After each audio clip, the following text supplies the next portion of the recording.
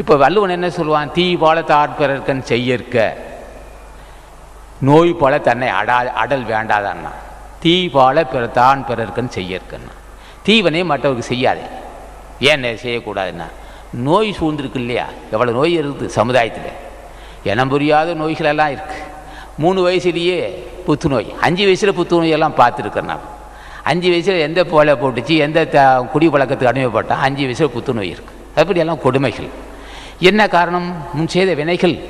தீ போல தான் பிறர்க்கன்னு செய்யற்க, நோய் போல தன்னை அடல். நோய் உன்னை சேராமல் இருக்கணுமா அப்படின்னா நீ தீமை செய்யாதே, நோய் இல்லாமல் வாழணுன்றான்.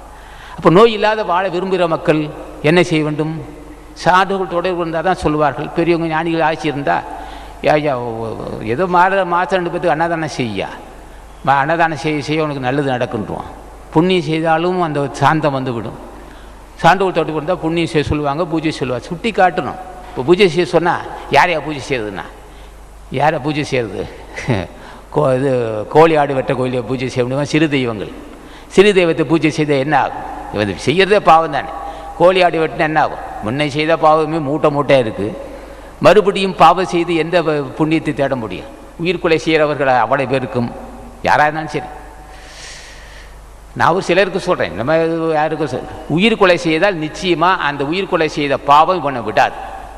ஏன் விடாதுன்னா, உயிர் கொலை செய்தால் மூர்க்கத்தனம் வரத்தான் செய்யும். ஒரு கோழி ஆடு கோயிலில் வெட்டினாலும் சரி, அல்லது சாப்பிட வெட்டினாலும் சரி, வெட்டினால் உயிர் கொலை செய்தால் என்ன ஆகும்? இவர்களுக்கு மூர்க்கத்தனம் வரும். தொடர்ந்து செய்தால் என்ன வரும்னா, குடும்பத்தில் ஒற்றுமை இருக்காது. மேலும் மேலும் செய்தால் என்ன செய்யணும்னா, மகன் தந்தையை உதைப்பான். குடும்பத்தை ஒற்றுமை இருக்காது, நோய் சூழ்ந்துக்கு.